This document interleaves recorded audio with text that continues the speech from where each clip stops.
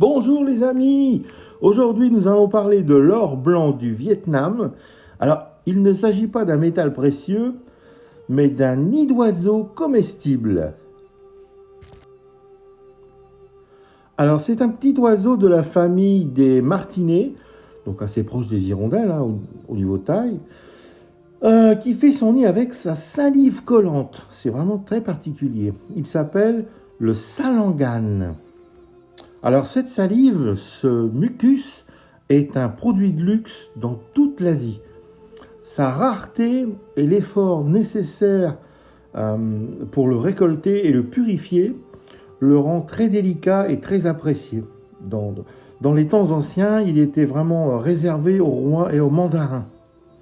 Aujourd'hui, il est vendu brut à 1 000 € le kilo environ, et une fois nettoyé, son prix peut facilement atteindre 2 000 à 5 000 € le kilo.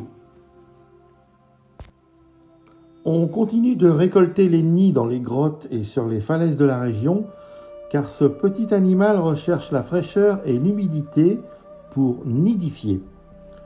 On retrouve cet oiseau sur toute la côte du Vietnam, car ce sont des endroits très riches en insectes.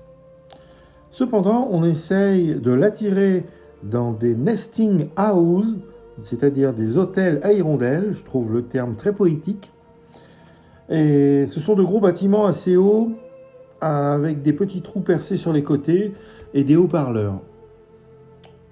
Ces haut-parleurs diffusent dans la journée leur chant pour les attirer en masse. C'est un procédé très ingénieux et souvent l'intérieur est même climatisé pour garder la fraîcheur nécessaire.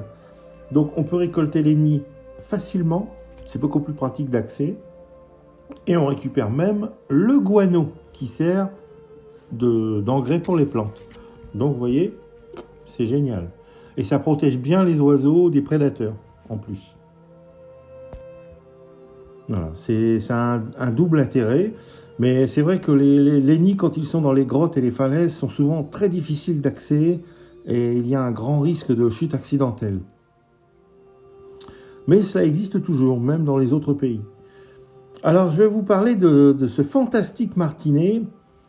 Il vit et il chasse par colonies entières. En décembre et janvier, il prépare son nid pendant pratiquement un mois et il y pond 2 œufs. On récolte le premier nid avant la ponte. C'est le top qualité car il est presque propre et absent d'impuretés. Ensuite, l'oiseau doit refaire son nid. Et quand il y a les œufs, on attend pour les oisillons, on attend que les oisillons partent du nid pour récupérer le second nid. Voilà. Alors celui-ci demande beaucoup plus de temps à être nettoyé, environ 1 heure de nettoyage par nid. Ces nids sont vraiment très très légers, ils ne pèsent qu'environ 10 à 15 grammes, pas plus. On le trempe dans de l'eau tiède pour pouvoir le nettoyer plus facilement. On retire toutes les petites plumes et les petits débris. En fait, quand on le trempe dans l'eau tiède, la texture se ramollit légèrement et ça permet de détendre les fibres. Voilà. Et après séchage, donc ils sont conditionnés et vendus dans le monde entier. Alors on en fait de tout. On en fait des soupes, on en fait des boissons, on en fait des produits de beauté et même des savons. On récupère donc aussi le guano qui sert à l'engrais pour les plantes. Cette substance mucus, elle est très étrange. Elle agit comme une véritable colle blanche. Elle permet même de coloniser des parois complètement lisses. C'est vraiment incroyable. C'est un animal qui peut hiberner, c'est-à-dire rentrer en léthargie en diminuant sa température corporelle et son rythme cardiaque pour mieux résister aux périodes de mauvais temps ou de manque de nourriture par exemple. Il dépense quand même beaucoup d'énergie à construire son nid pendant 1 mois et à nourrir ces 2 oisillons, les 2 oisillons de la couvée pendant environ, ça peut varier de 30 à 50 jours. Voilà. Alors le goût de la salive de cet animal est vraiment, est assez fade. Il ne faut pas s'attendre à un goût riche et prononcé. Certains seront peut-être un peu déçus. Mais par contre, il a des vertus impressionnante et encore un peu méconnue.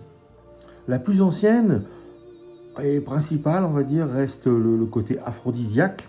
Bon, ça c'est prétendu aphrodisiaque, mais en tout cas médicinal et nutritionnel.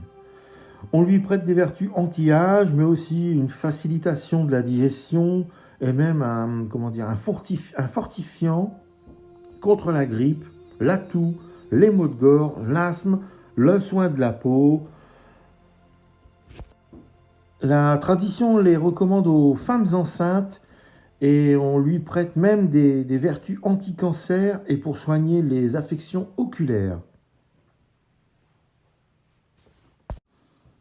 Ce mucus contient de nombreux acides aminés et des sels minéraux. Il contient également de nombreux principes actifs car on n'a jamais trouvé de germes infectieux ou de moisissures qui pourraient contaminer ou tuer les oisillons qui vivent, je vous le dis, dans des conditions de lumière assez faibles, dans l'humidité et dans la fraîcheur. Alors, cependant, on manque encore de preuves scientifiques pour prouver réellement les actions bénéfiques des nids d'hirondelles sur la santé humaine. Le monde médical, par contre, s'intéresse à d'éventuelles propriétés antibiotiques, virucides et enzymatiques de cette substance exceptionnelle. Car les oiseaux vivent dans des endroits vraiment frais et humides, et puis ces colonies d'oiseaux existent depuis très très longtemps. Alors, en attendant d'en savoir plus avec les analyses du monde médical, je vous invite à déguster ces nids d'hirondelles dans des soupes ou même des porridges, des compotes sucrées, voire même dans des boissons énergétiques et même des digestifs. À Hué, par exemple, on retrouve l'entreprise Anna qui prépare toutes sortes de produits à base de cet ingrédient rare et incroyable. J'espère un jour le visiter pour vous montrer tout le potentiel de cet ingrédient. En tout cas, cet animal est vraiment primordial pour l'équilibre écologique de la région, car il mange une très grande quantité d'insectes, et notamment de moustiques, qui sont vecteurs de nombreuses maladies.